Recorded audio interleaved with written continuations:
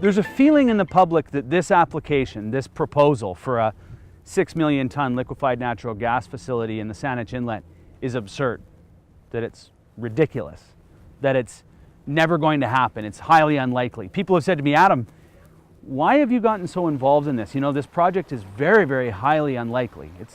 It's never going to happen. It's an insane project. Can you imagine building a subsea pipeline to supply this facility, and then the carrier transports in and out, and a large, 3 large floating natural gas facilities on the other side? Nobody can imagine that. The project is going forward. The project is happening. They've got an export license for 6 million tons annually for 25 years. And in addition to that, they're doing the studies and the research right now to put together an application for what's called a project description. That project description goes to the Environmental Assessment Office, it goes to the Canadian Environmental Assessment Agency, and these two agencies then accept this project as a project for an environmental assessment. So despite how absurd or how ridiculous this project may appear, the reality of this project is that it is going forward.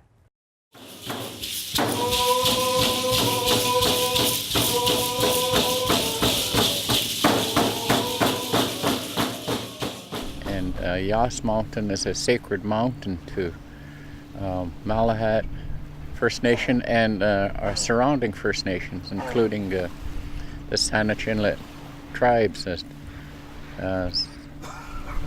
Tsaikum, Paquachin, Tsartlip, and Malahat. And there's other communities, the Songhees and the Esquimalt and the Cowichan tribes. This is a sacred mountain.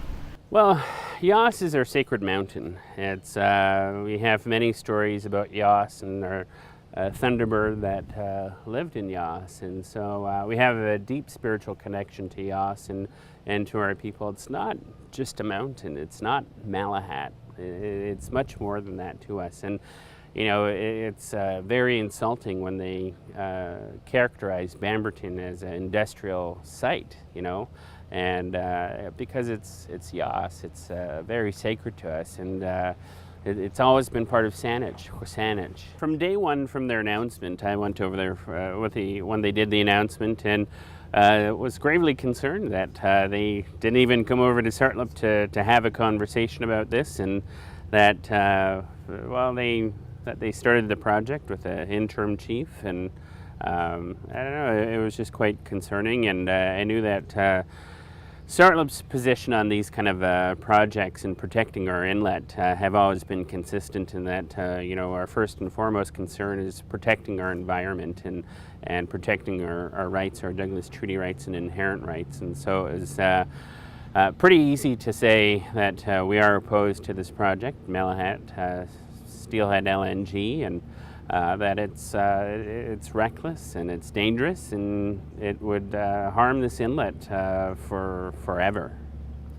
Saanich Inlet is unique in a whole lot of ways. It's the southernmost fjord on Canada's west coast. It's one of the most open fjords. A fjord is a body of water that extends into and is typically surrounded by mountains. And the mountains here are fairly low, and there's not nearly as much fresh water running into Saanich Inlet as there is into many of the fjords on the west coast. And so there's a lot more nutrient. At one time, Saanich Inlet was one of the most productive salmon fisheries on the coast. The First Nations people knew that for centuries.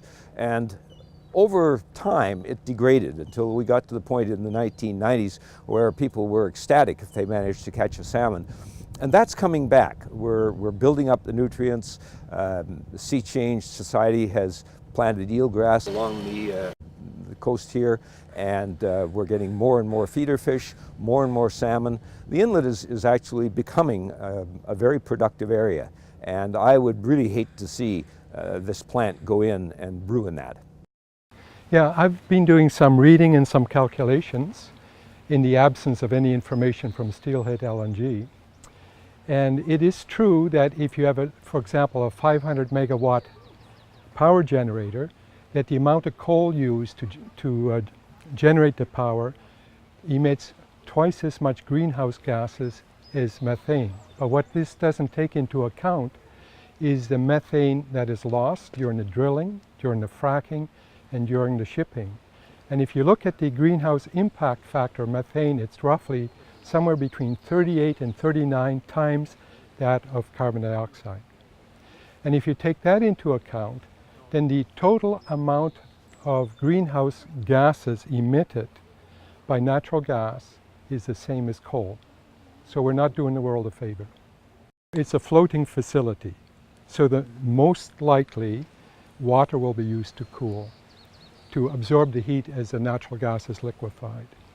And if that is the case, then they would be warming 33,000 cubic meters of water by 10 degrees Celsius every hour of the year. And if the warming is less than 10 degrees Celsius, then the volume would be greater. But we're pumping out the equivalent of 13 Olympic-sized swimming pools of water warmed by 10 degrees Celsius. And the water that's being released will also contain a biocide, because the company would not want to have barnacles and other creatures inhabiting the cooling tubes. So we have a warm water with biocide impact. What that will do to the inlet, I have no idea. We need an aquatic ecologist to study that. The other one is bringing tankers in. What kind of noise is that going to bring? And what are the effects of that noise? And the jury's still out on the effects of noise, but we want to stay with the precautionary principle. Last season there were both orca and humpbacks here in the inlet. So we do have an inlet that's trying to come back. You know, we're focused on Saanich Inlet, but I guess one of the other bigger issues for the marine environment is climate change. And that we have all over the world, including right here at our doorstep, this problem of, as more and more carbon dioxide is absorbed by the ocean, then we've got an increasing acidic level of the ocean water and increasing temperature. Both of those things are problematic for a lot of reasons. So it's really important when we consider all of these industrial developments that are natural gas to look back upstream at how much fracking would need to be done in order to have this kind of industry happen here. And fracking is a huge problem in terms of our footprint with climate change. It would put a whole lot more carbon in the atmosphere. We have to remember that fracked gas is a problem upstream for communities in northern BC. This LNG problem is not just happening here in the Saanich Inlet, it's happening in Howe Sound, it's happening at Lalou Island, and it's connected to all these fracking fields in the northeast. There's no good reason for BC to become a sacrifice zone to this industry, given that there's no market conditions for it. Fracking, we know, aside from all of the other problems with groundwater contamination, has a major impact because of the methane that is released.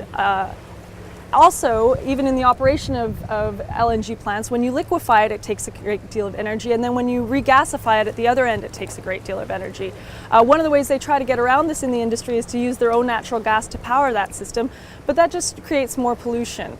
It's about 20% of the energy that you are extracting is actually used up in that gasification and liquefaction process. So this is a very inefficient plan.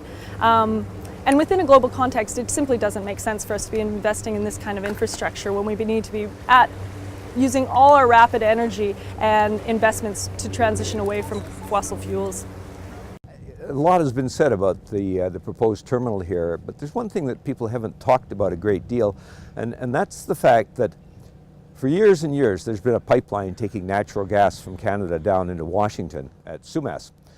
And the Americans are no longer buying a lot of our natural gas, so the proposal is to extend that pipeline to Cherry Point and then bring it all the way across here.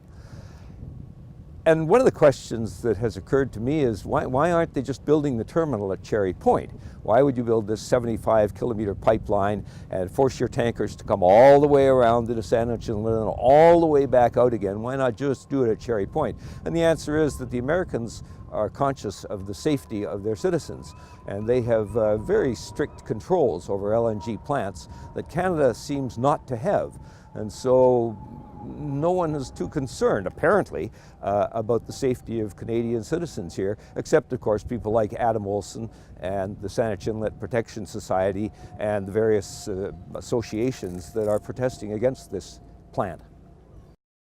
I don't know if it's so much apathy, but maybe a sense of like it's going to be taken care of, or reasonableness wins the day, and time again that's proven not to be the case. What really wins the day is people standing up and speaking loudly. And I think a lot of people live in this area because they appreciate the environment, they appreciate getting out, they appreciate being able to enjoy nature.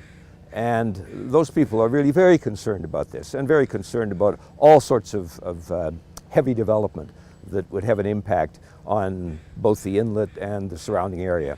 It's a special community where we are on First Nations territory, and I, as a business owner, want to be part of a community where we're honoring what we have for resources, honoring what's on the land and what's on the water.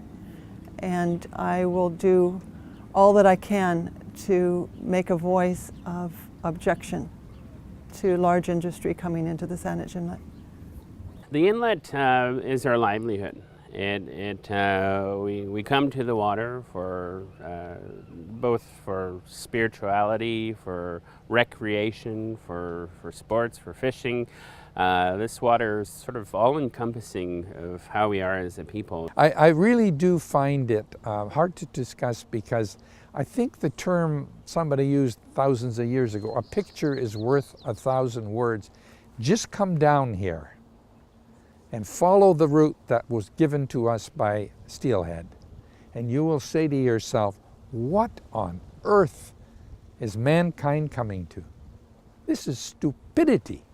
Our health is being endangered, the health of the environment is being endangered, the health of sea life, the health of people not only physically being endangered, but our economy is being endangered, tourism is being endangered. It's a development that we must stop. To me, the whole idea is completely asinine. This is a beautiful spot, it's a pristine inlet, the water environment here is unique. There's only 2 other places in the world that are very like it, and we're going to run any risk of wrecking that. It's wrong. It just shouldn't be done. It shouldn't even be considered, because we're tourists dependent around here. Look at all these boats here. Those boats don't all belong to people who live here. They're tourists that come here. Are they going to come here and thread their way around tankers? No. So while we're looking for leadership from particularly a new federal government and their promise of 1.5 degree climate change, which I think is kind of the most important point of all of this, is that up until this point there's been little faith that seems reasonable from that sort of leadership, and particularly from a provincial government leadership. So the Saanich Inlet Network and my own personal feeling is that where the change is really going to happen is from a grassroots community level, and how do we bring people together and speak in like one numerous strong voice against this sort of corporate control.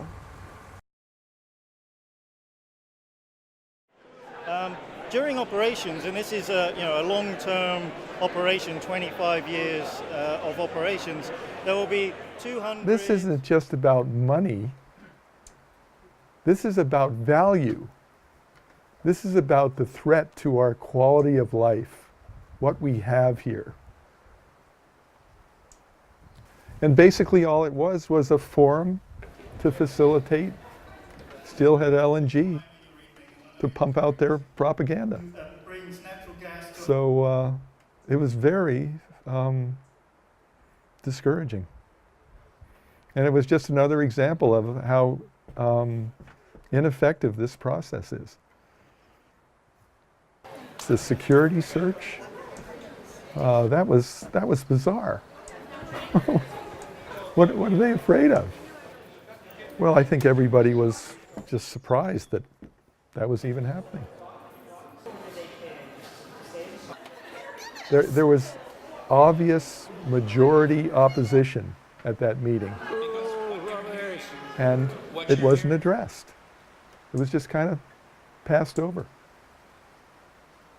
And it really bothers me that this process is so tedious, so dysfunctional, so indirect. I think it just creates confusion. Like, who are you supposed to believe? Are you supposed to believe, you know, what the proponent is saying? Or are you supposed to believe what Eoin Finn is saying? I mean, he had 11 points, basically about how dumb, how stupid it would be to put a project like this in the Saanich Inlet. Are we supposed to disregard that? Let's start with some real questions here and get some real answers. You know, all he was able to answer that evening were the same pat answers. Basically, he covered himself by saying, we're just in the starting stages of this. So we really haven't determined exactly what we're going to be doing there. Well, that's not an answer. Basically, I think we have to approach this guy like we're talking to a used car salesman. You know, if he's saying it's going to create all these jobs, well, I don't know. Is that really true? Isn't it going to jeopardize the jobs in the Saanich Inlet? Look at our economy in this area. It's recreation, it's tourism, it's, you know, all those little kayak rental places around the inlet, spas, bed and breakfast, butchart gardens. You know, it's not big industry. We don't want this. It's as simple as that. It's not going to be to our benefit. You never listened to those people that done the environmental studies. You guys never listened to that. You never included in your presentation. All you're concerned is about that goddamn mighty dollar, not me. I'm concerned about the land that needs to be preserved. And there's not one thing that you guys said we will abide by the laws of the Salish Sea, which clearly says anything that is detrimental to the environment of the Salish Sea is not allowed in here. You people are detrimental to Saanich Inlet, LNG, with those tankers coming in. Number one, you got a big arm going out, you got tanker ships tied up to it, you're sucking in the water, coming out, pumping it out, chemicals in the water coming out, that's polluting my livelihood. But have you met the company? I don't need to. All I hear is people like you pushing out the bullshit.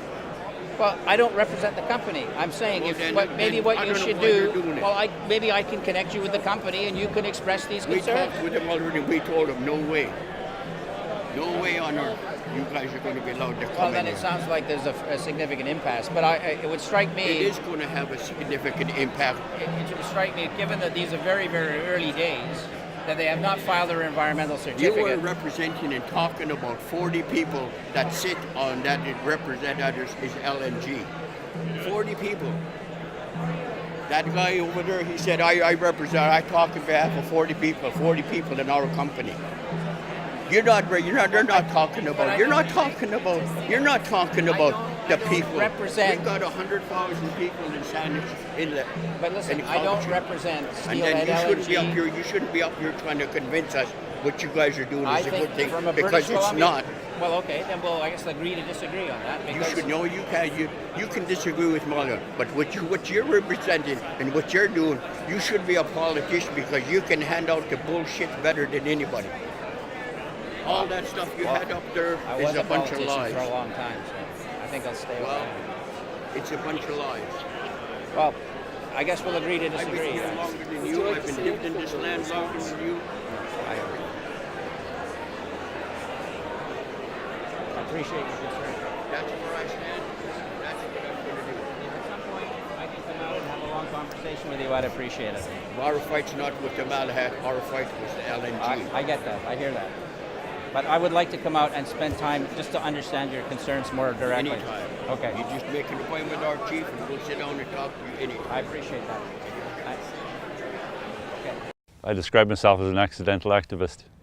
I spent 25 years in the corporate world and wound up as a partner in KPMG, retired.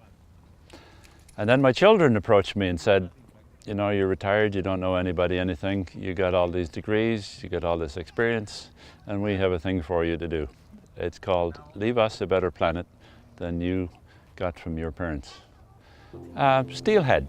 Why does a company who's never built or operated an LNG facility ever decide to build it in Malahat? If you look at these people, who they are actually backed by a pension investment company out of Calgary, whose real money comes from pension funds in mainly the United States, and whose normal bag is to, modus operandi is to take a company, junior oil and gas company, and formulate it as a prospect, get its approvals, and then take it to market as an initial public offering. And that's their normal business, that they normally clear out or greatly diminish their holding in that company at that stage. They're a venture capitalist. Not the sort of people who are going to hang around and actually do the business of operating this in a responsible manner for 25 years. They will sell it to the highest bidder or bidders. LNG has a reasonably good track record as far as tankers are concerned. There are some international rules. One of which, from their own industry, is do not locate LNG facilities in narrow inland waterways with significant ferry, recreational and pleasure or recreational and commercial traffic, of which Saanich Inlet is a prime example.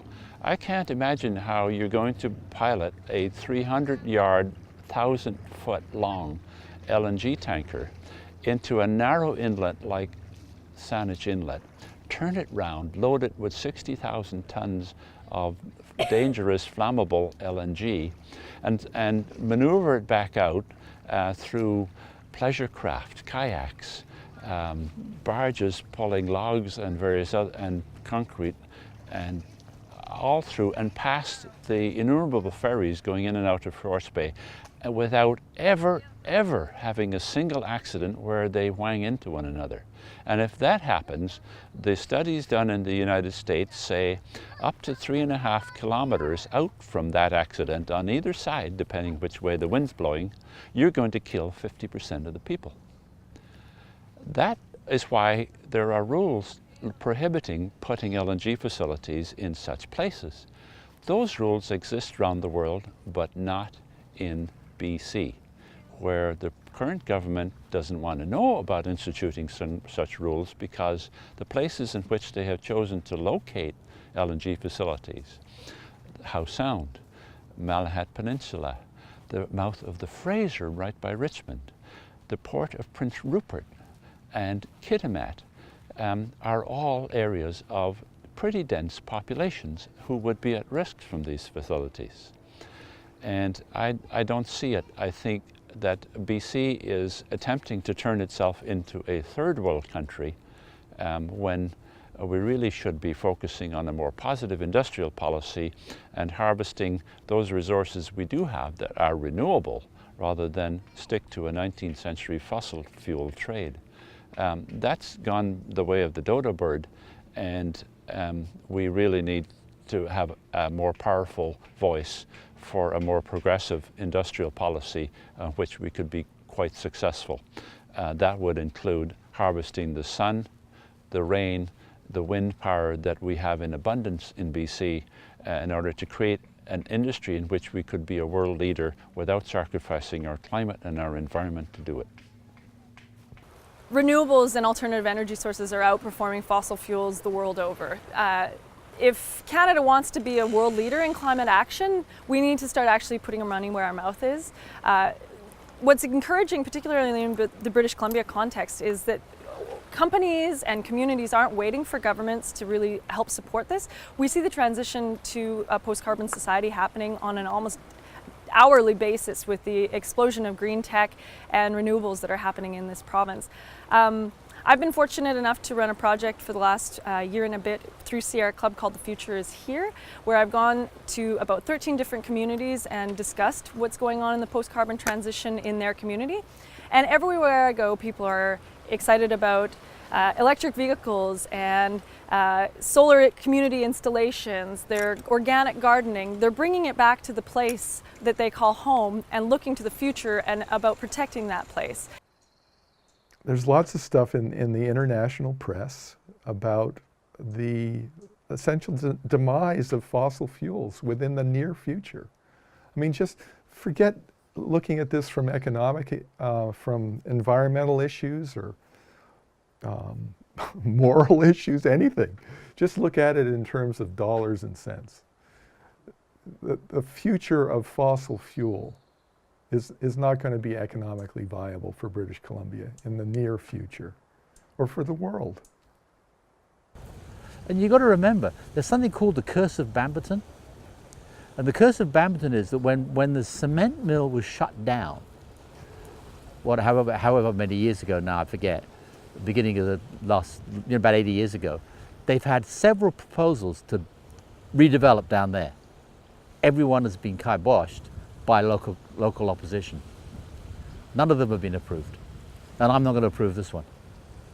I'll start from 1992, I think it was, where people came to the area and it hit the media and television and everything, and they said, you know, they're building 5,000 homes and some other development.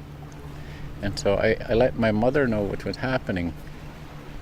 And she more or less pushed me out the door. She said, I want you to go stop this. This is a sacred mountain. Nothing or nobody can disturb this area. And, you know, at first I was lost, because how do I stop something huge, this huge? But I started off as just one person, and it grew to Friends of South Couch in our local community in Mill Bay, and the Saanich tribes, Couchin tribes, and some of the Victoria area tribes. And they all walked with me more or less, I guess, to assist in stopping that Bamberton project that was going on with the major development. And they call it a sacred schacha.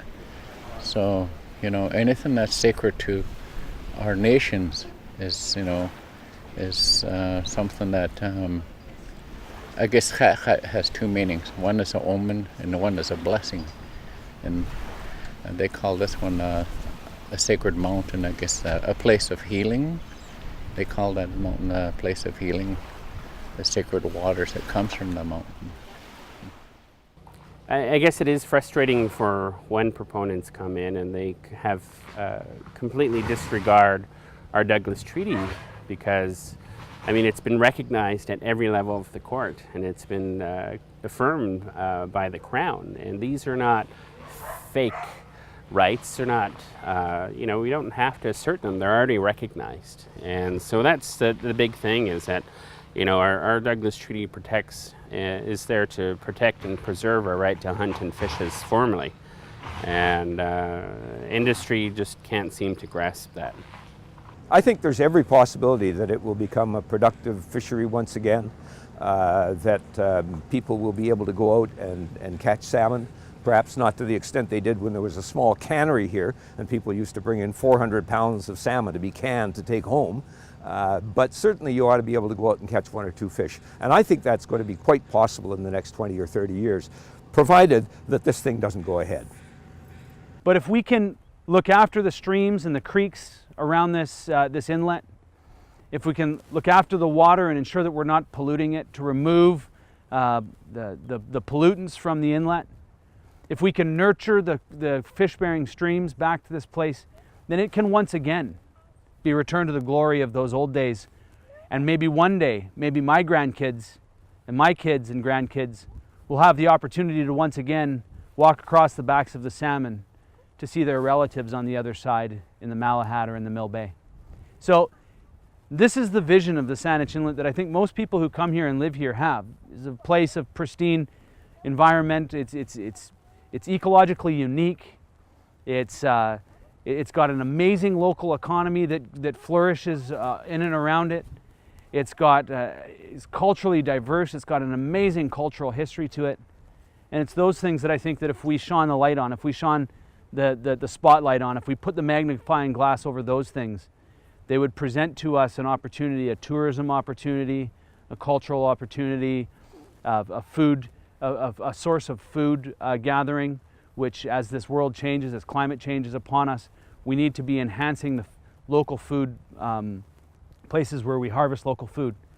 That's what this place is. This place is not an industrial wasteland. It is not a place appropriate for a liquefied natural gas terminal. And there are many stories that are not only tied to the mountain, but tied to in the ocean with our salmon and the whales. And our connection to the land and water goes to when we're Juurlink. In our language, we're Juurlink, and that means we're the last created in this area. The Creator wanted us to be in this water. He wanted us to walk the lands, to fish the waters, and to speak the language as it was intended by the Creator. And that's what we're doing, is trying to protect that and ensuring that we can continue to hunt and we can continue to fish, and that our language stays alive in this area. And a project like what the proponent is proposing would completely do away with our way of life. This inlet is so important to us and means so much to our community, not only to Strartlip, but to the other Saanich bands as well. It just would decimate all the efforts that we've put into the inlet to rehabilitate it and over the last couple of years. The point is, that's a sacred mountain, and it will remain a sacred mountain to us. And my word is, we should be getting that land back free and not pay $32 million for that area because of what our ancestors called sacred, and we still call sacred today.